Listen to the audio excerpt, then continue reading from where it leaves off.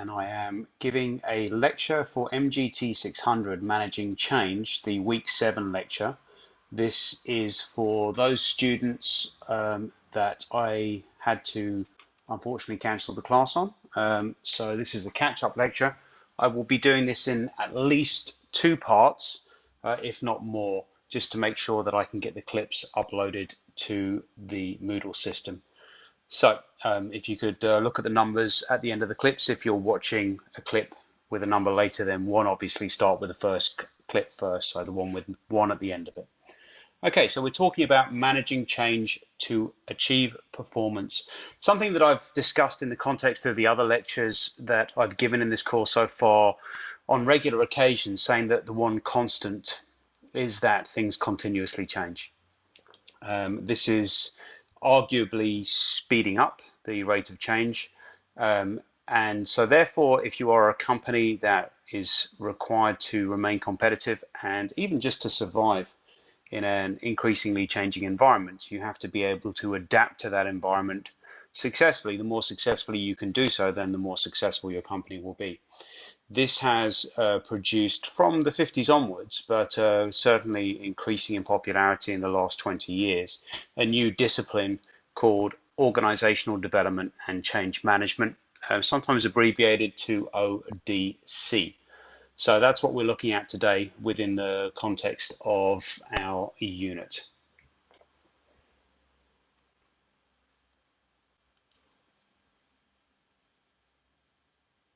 So the first slide here, managing in a changing environment. For the purpose of sustainability, organizations need to be able to implement both incremental and transformational change. This quote from Carmen in 1999 really does encapsulate one of the big discussions about change management, and that is the argument between what is termed as revolutionary versus evolutionary change.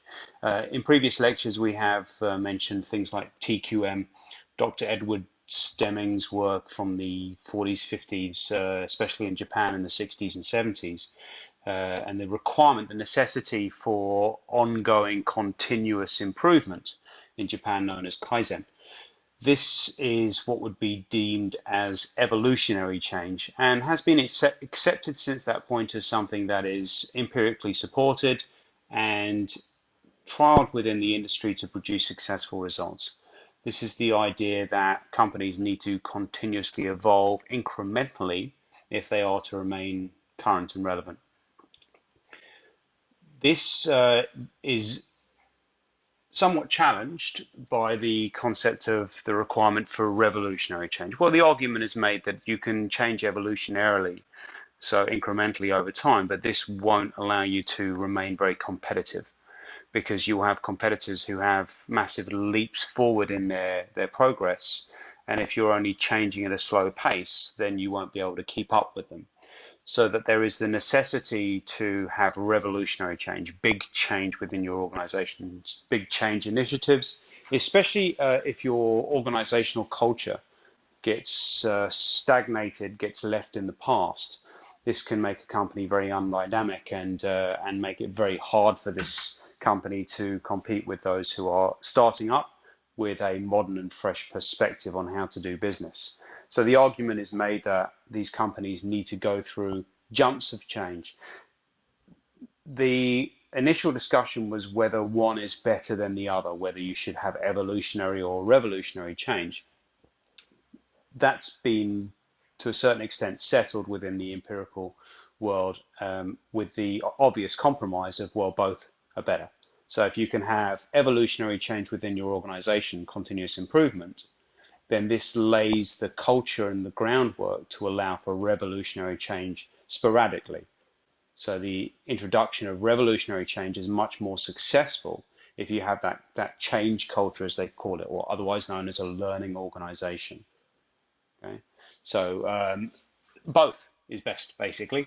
Managing change requires organizational management skill to compete in a mature market and develop new products and services.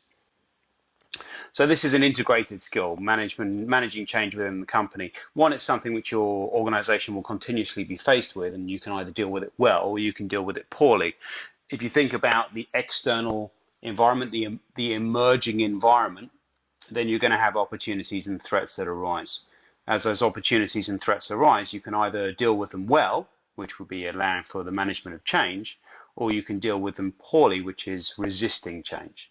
You deal with them well, then you integrate better with your external environment, which produces success. You deal with them poorly, and you are at odds with your external environment, which will pretty much always be a precursor to a reduction in market share.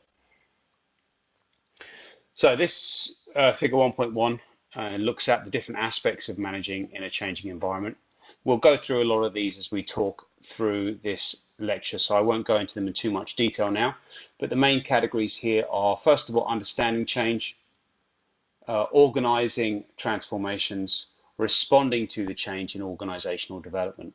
We'll talk about quite a few of these in a bit more detail. Interesting distinction there under the organizational learning branch of this that differentiates between organizational learning and a learning organization. And there's a very important distinction there. Organizational learning is the introduction of change initiatives and the acceptance of them, whereas a learning organization is one that I mentioned has that ability to adapt well to change, that accepts change as a way of functioning in business, and that people within the organization are not generally resistant to change. So they don't get set in their ways. They understand that a part of their role, and even embrace the fact that a part of their role is a dynamic and shifting environment, and their response to that is essential. So what is your theory of change? Questions obviously you should ask yourself as we talk through this. And I will mention that we'll be doing a tutorial activity as a chat next week that may have some questions similar to this that I would really like to get your input on. So first, do you think change moves in a straight line from A to B, or is it more circular? Are there multiple outcomes? Is there an element of equifinality, something which I've discussed before? So this idea of where we're trying to get to is the important factor, not how we get there. As long as we're being ethical in the way that we function, if we're too rigid in our path towards the change that we're trying to achieve, then that rigidity can reduce the possibility of us actually achieving the change. If we are flexible in the path, if we try and identify the best strategy, we pursue it, but if things then don't go as planned, we have the flexibility to be able to try different pathways to get there, to try alternatives, then the chance of us achieving the destination that we're trying to get to increase. If we don't have that flexibility, then as soon as the first hurdle, the first challenge comes up, then we're stuck in our tracks and we can't move forward. How do you react to change? How does your family react? I mean, there's an interesting interview that I heard say, people say that they like change. Well, people like change that they like, and by that, I mean, if you're going to a holiday to a new place you've never been, then you like that sort of change. If you're eating at an exciting new restaurant, you like that sort of change. But if you are told that something that you do well, something that you have comfort and skill in doing is not going to be done anymore, and you need to learn a completely new way of doing that thing, then you might be a bit more resistant to that sort of change. And that doesn't speak poorly of your attitude as a human being. It's quite natural for human beings to be like that. So how do you make sense of figure 1.1? As I said, we'll be going into different areas of it, but that figure 1.1 that we just looked at, obviously there's some complexity there. Is the management of change necessary? Again, I think there's a pretty strong argument to say that it is. To say that if we just react, if we are reactive to change as opposed to proactive to change, then we become the victim of change as opposed to an organization that takes advantages of the changes that are happening in the environment surrounding it. So an interesting perspective here, we talk about the difference between organizational development and organizational transformation characteristics. So organizational transformation is much more of a, well, here is a challenge that we're faced with and we need to respond to it. Sometimes even we need to respond to it to survive. And that is different than the application of planned change within the organization. in a proactive fashion to keep the organization in touch with its surroundings. So organizational development characteristics is planned, organizational transformation unplanned, development incremental, so over time, and this is one of the big factors that have changed in this in the last 20, 30 years to try and increase the success of organizational development change initiatives, is the time expected for the change to take if it's going to be successful.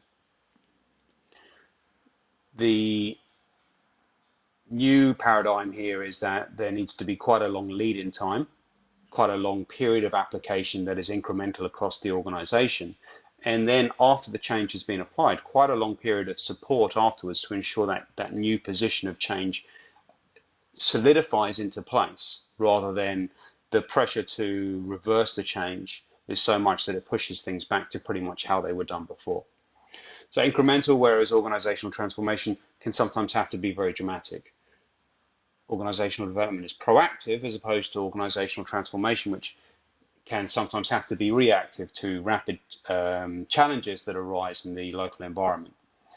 Organizational development is long-term, especially if you loop into the end of that organizational development the continuous improvement that creates learning organizational cultures, because then it is incremental and ongoing, okay, to try and create that foundation for change within the company that makes it a fertile place for new revolutionary change to be applied. Organizational development is normal, whereas OT is chaotic. OD is internally focused.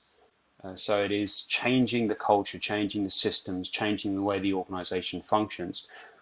To a certain extent, separate from the external environment. So it's understanding the external environment will throw up challenges. And the idea is to make the internal environment adaptive to allow for it to meet the challenge of these new forces, these new emergent forces coming from outside of the organization, whatever they be. Whereas OT is much more externally focused as a specific response to a specific challenge that has arisen outside of the organization. OD is stable, OT is unstable. OD is process orientated, whereas OT is outcome orientated. OD is a total system, and OT is specific focused. So if you have something that is, say for example, a new product that has arisen to challenge the main product that you produce as a company, to respond to that doesn't necessarily require the whole company. Okay, certain parts of most departments might have to give their tick of approval, might have to do some work, but obviously your R&D department is going to be first and foremost those required to create a response to this new product. Then your marketing department would step in to try and very quickly market this new response to try and mitigate any damage done by the launch of the competitor's product. Whereas an OD initiative is organization-wide to produce an overall more dynamic system within the whole organization. So some of the renowned people here: Warner Burke, 1982, organizational development is a planned process of change in an organization's culture through the utilization of behavioral science, technology, research, and theory. So often we're talking, and we'll get into knowledge management at some point, but often we're talking here about the meeting of psychology, the application of technology, all done on very good research, and that research being not just generalized but localized research as well. So one of the big factors again with ODC initiatives is the practitioners or the experts of ODC will come into a company. If they're already there, then they have a good understanding of the culture, but that's quite rare. Usually you'll have external ODC practitioners come into a company and spend some time getting to know the way the company functions, especially the politics of the company, identifying what the goals are of the organizational development that is intended to be applied, and then coming up with the best possible plan or strategy for applying it. And this is not something that's done separate. This is something that's done in concert with the organization, and usually in concert not just with the highest levels of the organization, but right down to the front line of the company. Because one of the big challenges is getting that buy-in, getting that support from those at the front line of the organization to allow for that change to stick. So it's a combination of all of these different factors. Richard Beckard in '69, so way back in '69, said that organizational development is an effort. It's planned, it's organization-wide, it's managed from the top, especially, and this is something we'll get to later on, it has to have support of everyone in the top echelon of an organization. If any departmental heads are not fully supportive of the change, then that undermines the whole change. That can disrupt, that can push off the rails the change initiative completely. So full buy-in from the top of the organization is essential. It increases organizational effectiveness and health. So when we say health, again, we're talking about the ability for the organization to integrate well with its external environment. 5, the planned interventions in the organization's processes. So it is planned interventions, and it uses behavioral science knowledge. Does real change always need to be managed from the top? Well, it certainly needs to be supported from the top. Okay, as I said, you can very often have external experts come in and do this in concert with the higher-ups within the company. The company's higher-ups need to then buy in and they need to support it. And to a certain extent, they need to manage it, but the specific day-to-day of the application of the change, the argument can be made that it can be done by experts as opposed to actually daily managed by those who are heads of departments. So why study organizational change management? Well, I would ask that you go onto the usual job site that you go to look for positions and put in the position of change manager and do a search. That will give you an idea of the demand in this area. To be a change manager is a highly sought after skill. As I've said, this is something that is only increasing, the amount of change in the environment. So having a skill to allow a company to be able to respond to that is a strongly sought after skill in employees. And there are more and more consultancy firms opening every day that are there to facilitate and help change within companies. So there's a strong argument to study change management. Management guru Tom Peters' blunt formula is simply change or die. Adapt or die. Why? Error where business is unusual. So the argument is made here, and there's quite a lot of evidence to support this, that the ability for a company to produce a product that is of high quality or high demand and then just rest on its laurels and continue to produce that product and be successful, that era is in the past. Nowadays, with the dynamic nature of business and the increasing advancements of technology, the ability through globalization for information to travel and communication to be that much more effective, in that sort of dynamic environment, change is thrust upon us at a much greater speed. So therefore, if we cannot adapt to that change, then our inability to adapt is pronounced much more than it would have been in the past. Therefore, creating the requirement for change management to be a part of what the organization does. So 3 to 5 year strategic plans are non-existent. That's not to say that people don't make 3 to 5 year business plans. Most companies do. There's just an understanding that those plans are subject to change in the environment.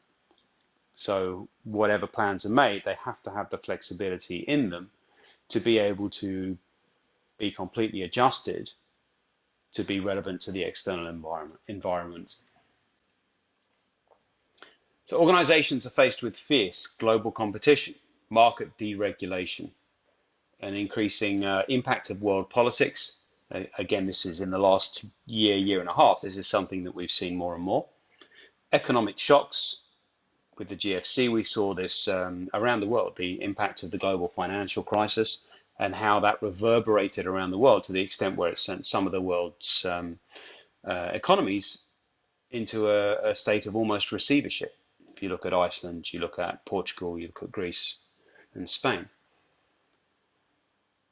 World politics, economic shocks, technology. So the impact of technology, I mean, I've discussed automation, obviously my area of research. I've discussed automation on a regular occasion. I think within the hospitality and tourism industry, then the introduction of new automation technologies will be a massive disrupting factor.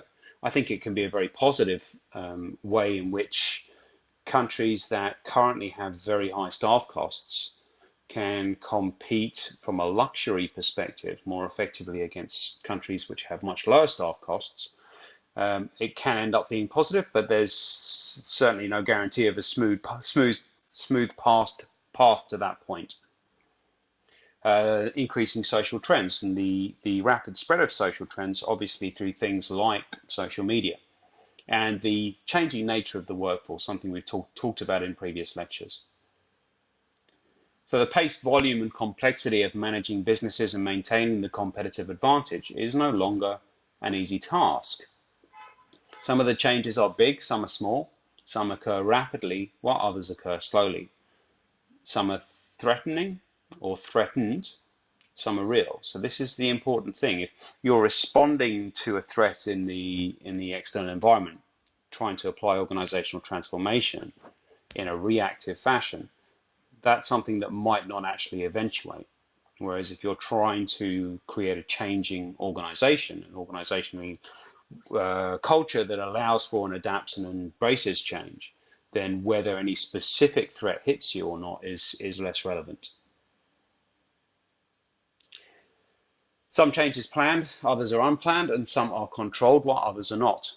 They occur in all domains, in education systems, management information systems, in business strategies, in product life cycles, in human resource systems, in leadership positions, technologies, etc. So they occur across the board.